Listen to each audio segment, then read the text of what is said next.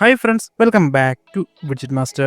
റീസെൻ്റായിട്ട് വന്നിട്ടുള്ള ഡോക്ടർ ഡൂമിൻ്റെ പ്രൊമോയിലൂടെ നമുക്ക് കുറേയധികം കാര്യങ്ങൾ മനസ്സിലാക്കാൻ സാധിക്കുന്നു. അഥവാ കോമിക് കോണിലൂടെയായിട്ടാണ് മാർവൽ ഇപ്പോൾ റീസെൻ്റായിട്ട് ഡോക്ടർ ഡൂം അല്ലെങ്കിൽ ഡൂംസ് ഡേയുമായി ബന്ധപ്പെട്ട ഒരു ഫസ്റ്റ് പ്രൊമോ നമ്മളിലേക്ക് നൽകിയിട്ടുള്ളത്.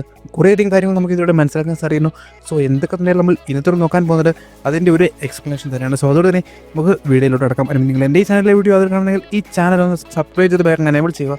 ഞാനിപ്പോൾ പുതിയ വീട്ടിൽ നിൽക്കേണ്ട വിഷയം എന്താണ്? So let's start. ആദ്യം തന്നെ നമ്മൾ കാണുന്നത് ഒരു ഡിപ്പാണ്.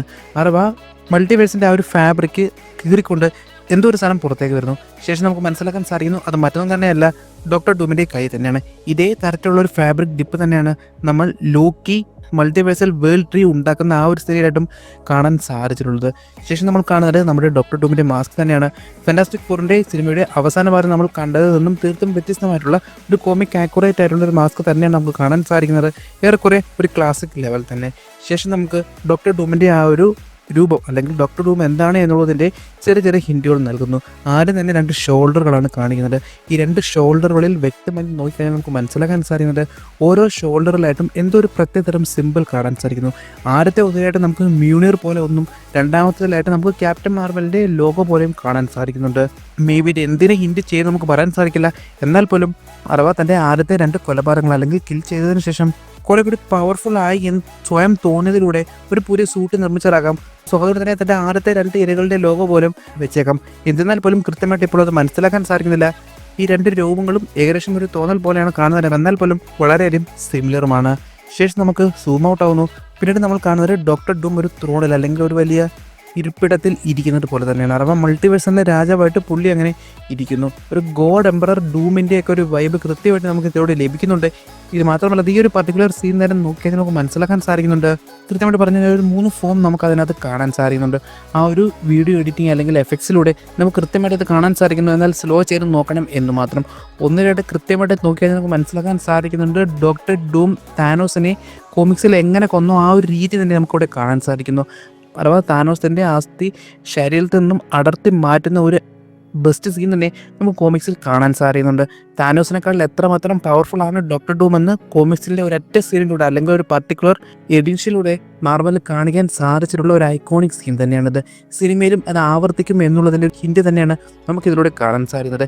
ശേഷമാണ് ഞാൻ പറഞ്ഞ ആ ഒരു 3 ഫോം അല്ലെങ്കിൽ ഏതൊക്കെ രീതിയിൽ ഡോക്ടർ ഡൂം വന്നേക്കാമെന്ന് പറയുന്ന 3 ഫോമുകൾ. ഒന്ന്, ഒരു ക്ലാസിക് ഡൂം തന്നെ, അഥവാ നോർമൽ നമ്മൾ ഇപ്പോൾ കണ്ടുകൊണ്ടിരിക്കുന്നതും അല്ലെങ്കിൽ നമ്മൾ പ്രതീക്ഷിക്കുന്നതായിട്ടുള്ള ഒരു രൂപം. ശേഷം ഒന്നുള്ളത് വൈറ്റ് ഡൂമാണ്, അല്ലെങ്കിൽ വൈറ്റ് ആർമർ ധരിച്ചിട്ടുള്ള ഡൂം. ഗോഡ് എംപറർ ഡൂമിൻ്റെ ഒരു വേർഷനാണ് ഇതെന്ന് വേണമെങ്കിലും നമുക്ക് കൃത്യമായിട്ട് പറയാൻ സാധിക്കും. മൂന്നാമത് തന്നെയാണ് ഗോൾഡൻ ആർമർ ഡൂം, അഥവാ ഒരു ഗോൾഡൻ ആർമർ എല്ലാം ധരിച്ച് കുറേ അധികം പവർഫുൾ ആയിട്ടുള്ള ഒരു വേർഷൻ തന്നെയാണിത്. കോമിക്സിൽ അധികം പറഞ്ഞിട്ടില്ലാത്ത ഒരു പുതിയ എഡിഷനാണ് ഇതെന്ന് വേണമെങ്കിലും നമുക്ക് കൃത്യമായിട്ട് ഇതിനെ പറയാൻ സാധിക്കും. ശേഷം നമ്മൾ കാണുന്നത് ഡൂമിനെ സ്പേസിലായിട്ട് തന്നെയാണ്. ഒറ്റയ്ക്ക് നിൽക്കുന്നു, സ്പേസ് ആണെന്ന് കരുതപ്പെടുന്നുണ്ട്. ശേഷം കൈകൊണ്ട് എന്തോ ഒരു ജസ്റ്റർ കാണിക്കുന്നു. ഇതിന് ശേഷമുള്ള തൊട്ടടുത്ത സീനിലായിട്ട് നമ്മൾ കാണുന്നത് ചുറ്റും കുറേയധികം സ്റ്റാറുകൾ പോലെ അല്ലെങ്കിൽ നമ്മുടെ മിൽക്കി വേ ഗാലക്സിയെ പോലെയുള്ള കുറേയധികം കാര്യങ്ങൾ അല്ലെങ്കിൽ യൂണിവേഴ്സുകൾ തന്നെ ഡൂമിന് ചുറ്റുമായിട്ട് വരുന്നു. ഇവയെല്ലാം ഒരു പ്രത്യേക ഫോമിലായിട്ട് മാറുന്നു, ഒരു പുതിയ സ്ട്രക്ചറിലേക്ക് അത് മാറുന്നു. ഇതെന്തുകൊണ്ട് യൂണിവേഴ്സ് എന്ന് ചോദിച്ചു കഴിഞ്ഞാൽ ഇതേ പാറ്റേൺ തന്നെയാണ് അല്ലെങ്കിൽ ഇതേ ഷേപ്പ് തന്നെയാണ് വാട്ടിഫിൽ യൂണിവേഴ്സുകളെ കാണിക്കാൻ അവർ ഉപയോഗിച്ചിട്ടുള്ളതും. സോ അതോടെ തന്നെ ഇത് യൂണിവേഴ്സ് ആണ് എന്ന് വേണമെങ്കിൽ നമുക്ക് കൃത്യമായിട്ട് പറയാൻ സാധിക്കും. അഥവാ ഈ ഒരു സീരിയലിലൂടെ പർട്ടിക്കുലറായിട്ട് അവർ ഉദ്ദേശിക്കുന്നത് ഡൂം എങ്ങനെയാണ് ഈ മൾട്ടിവേഴ്സിലെ യൂണിവേഴ്സുകളെല്ലാവരെയും കൂട്ടിച്ചേർത്തുകൊണ്ട് ഒരു ബാറ്റിൽ വേൾഡ് ക്രിയേറ്റ് ചെയ്യുന്നത് എന്ന് തന്നെയാണ്. ആ ഒരു സീൻ നോക്കിക്കഴിഞ്ഞാൽ കൃത്യമായിട്ട് നമുക്ക് അതിനെ പറ്റിയിട്ടുള്ള ഡീറ്റെയിൽസ് അവിടെ കാണാൻ സാധിക്കുന്നുണ്ട്. ഇതെല്ലാം അവിടെ മിക്സ് ആകുന്നു. നേരത്തെ ഞാൻ പറഞ്ഞതുപോലെ യൂണിവേഴ്സുകളെല്ലാം മെർജായി പുതിയ സ്ട്രക്ചറായിട്ട് അത് ഫോം ആകുന്നു. ശേഷം എന്തൊരു ഓപ്പണിംഗ് പോലെ ഒന്ന് കാണിക്കുന്നുണ്ട്.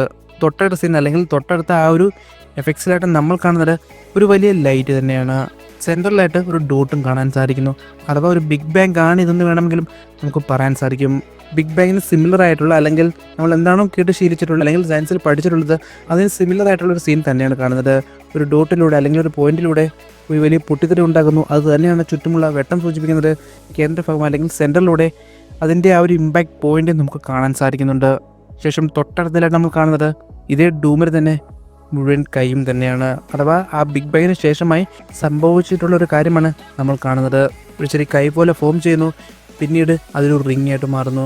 കൃത്യമായിട്ട് ഇതെന്താണെന്ന് പറയാൻ സാധിക്കുന്നില്ല. എന്നാൽ പോലും നമുക്ക് പരിചയമുള്ളതുമായിട്ട് കമ്പയർ ചെയ്ത് കഴിഞ്ഞാൽ ഷാങ്ചിയുടെ റിങ്സ് ആയിട്ട് വേണമെങ്കിൽ നമുക്കിതിനെ കാണാൻ സാധിക്കുന്നു. കാരണം അത്തരത്തിലുള്ളൊരു പാറ്റേൺസും ആ ഒരു രീതിയിൽ തന്നെയാണ് ഈ ഒരു റിങ് ഫോം ആവുന്നത്. എന്നാൽ പിന്നീട് നമ്മൾ തൊട്ടടുത്തലായിട്ട് കാണുന്നത് ആ റിങ് എല്ലാം കൂടെ പ്രത്യേക ഷേപ്പിലോട്ട് അല്ലെങ്കിൽ പ്രത്യേക രീതിയിലായിട്ട് മാറി ഒരു ഗൈറോസ്കോപ്പ് പോലെ ഫോം ആവുന്നത് തന്നെയാണ്. ബാലൻസിങ്ങിനും മറ്റും ഉപയോഗിക്കുന്ന ഒന്ന് തന്നെയാണ് ഈ ഗൈറോസ്കോപ്പ്. കൃത്യമായിട്ടും ഷാങ്ചി റിങ്സിൻ്റെ ഉദ്ദേശം അല്ലെങ്കിൽ ഉപയോഗം എന്താണെന്ന് ചോദിച്ചാൽ കൃത്യമായിട്ടും നമുക്കറിയില്ല. അതിനൊരു പവറുണ്ട്, അതിനുള്ളിൽ എന്തോ ഉണ്ടെന്ന് നമുക്ക് വ്യക്തമായിട്ട് അറിയാം. എന്നാൽ അത് എന്തിനാണ് കൃത്യമായിട്ട് ഉപയോഗിക്കുന്നതെന്ന് ചോദിച്ചാൽ നമുക്ക് ഇതുവരെ അത് മനസ്സിലാക്കാൻ സാധിച്ചിട്ടില്ല. ഇത്തരത്തിലുള്ള കുറേയധികം ആയുധങ്ങൾ ഇപ്പോൾ മാർവൽ സിനിമാറ്റിക് യൂണിവേഴ്സിലുണ്ട്. ഇതിൻ്റെ കൃത്യമായ ഉപയോഗം നമുക്ക് മനസ്സിലാക്കാൻ സാധിച്ചിട്ടില്ല. ശേഷം നമുക്ക് കാണുന്നത് ഞാൻ മുൻപേ പറഞ്ഞതുപോലെ ഒരു ഗൈറോസ്കോപ്പായിട്ട് ഫോം ചെയ്യുന്നത് തന്നെയാണ്.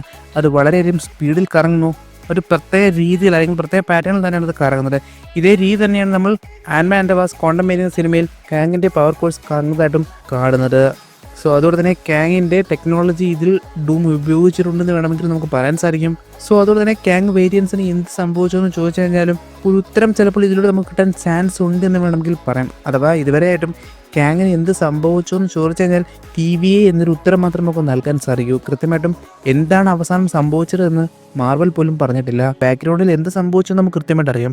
ആ ഒരു നടനുമായി ബന്ധപ്പെട്ട കാര്യങ്ങൾ തന്നെയാണ് ഇതിൽ നിന്ന് മാർവൽ പിന്മാറാൻ കാരണം. എന്നാൽ പോലും സിനിമയിൽ വരുമ്പോൾ ലോജിക്കലായിട്ടുള്ളൊരു റീസൺ അവർ പറയണം. TVയിലൂടെ അല്ലെങ്കിൽ TV ഉപയോഗിച്ചോളൂ പറഞ്ഞു. എന്നാൽ പോലും കാങ് കൗൺസിലിന് എന്ത് സംഭവിച്ചു? മേ ബി ഡോക്ടർ ഡൂം അവരെല്ലാവരെയും കൊന്നിരിക്കാം.